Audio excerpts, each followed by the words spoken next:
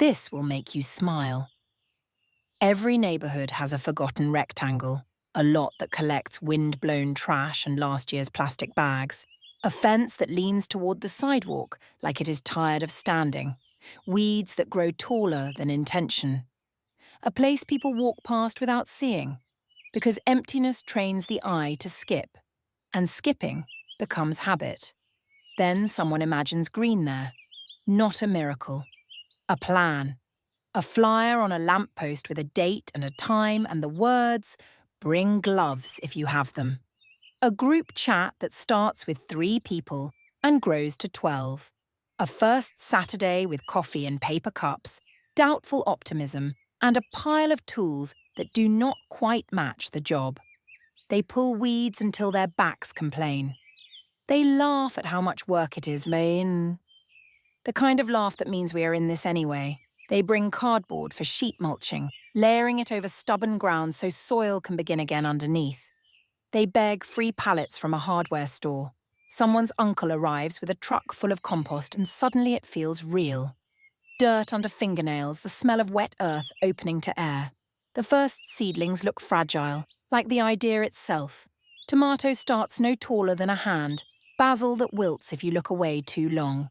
But weeks teach patience. Rain helps, sun helps. Neighbours who don't garden start watering on their way home because the tomatoes are trying, and trying deserves witnesses. Children learn the names of herbs by smelling their fingers. Mint sharp, rosemary resinous, cilantro bright. Elders sit in folding chairs and supervise like royalty, offering advice that turns out to be exactly right. Someone paints a sign that isn't fancy and is perfect. Uneven letters, bright colour, a name the block can claim. By midsummer, the lot has a different gravity. People linger after work. They trade cucumbers over the fence. They share recipes written on the backs of envelopes. They learn each other's names. The real harvest underneath the harvest. A folding table appears for shared meals. Someone brings extra chairs. Birds return to the edges of the beds. Bees find the flowers that were planted for them on purpose. This is what coming back looks like. Not nostalgia for a prettier past. Participation in a living present. A reminder that beauty is not only found in distant landscapes or expensive trips. Sometimes it is built 2 blocks from your front door, by hands that decided the empty place deserved a future, and by the quiet aftermath of that decision, fresh food, cooler evenings under leaf cover, and a street that finally knows itself as a community.